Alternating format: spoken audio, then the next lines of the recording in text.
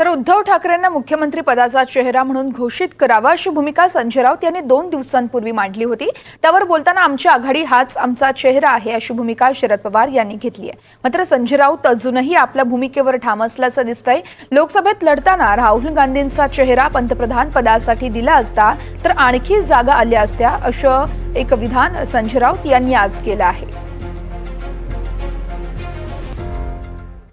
या महाराष्ट्रानं महाविकास आघाडीचे मुख्यमंत्री म्हणून उद्धव ठाकरे साहेबांचं काम पाहिलं।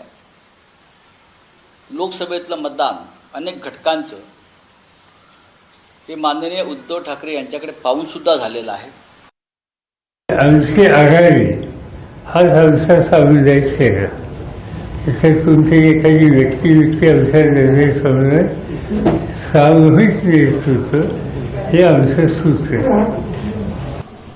केंद्रामध्ये राहुल गांधी हा चेहरा झाला असता की राहुल गांधी पंतप्रधान पदाचे उमेदवार आहेत हे जर ठरवलं असतं तर किमान 25 ते 30 जागा सहज वाढल्या असत्या देशभरामध्ये, अशी माझी भूमिका, आमची भूमिका आहे। कोणतंही सरकार किंवा कोणतीही संस्था हे बिन चेहऱ्याची असू नये। आपण कोणासाठी मतदान करतोय हे लोकांना कळायला हवं। लोकांनी इंदिरा गांधीला मतदान केलं, लोकांनी मोदीला मतदान केलं, लोकांनी राजीव गांधींना मतदान केलं। ठीक आहे, पक्ष असतो, संघटना असतात, आघाड्या असतात, पण आम्ही जेव्हा एकत्र बसू या विषयावर तेव्हा चर्चा करून त्या संदर्भातला निर्णय समोर आपल्या आणू। तुम्ही अजूनही ठाम आहात की चेहरा असावा? बघा, हे आमचं मत आहे।